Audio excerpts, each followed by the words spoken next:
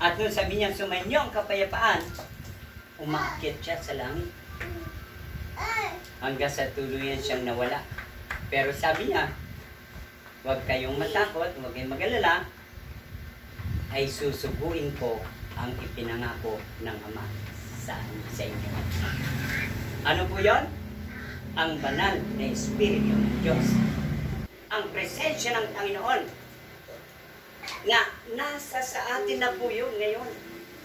Habang ikay naandito, ang presensya ng Diyos ay naandyan na sa iyong puso, sa iyong katawan. Kahit lumabas ka dyan, ang presensya ng Diyos ay nasa sa iyo. Amen.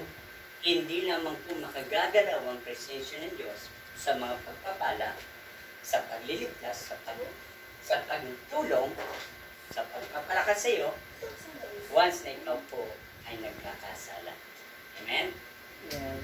Kaya dapat ating linisin, humingi ng tawad sa Diyos, pagsisihan, kung meron tayong agad na gawang kasalanan, bumalik agad, humarap agad sa Panginoon at hihingi ng tawad.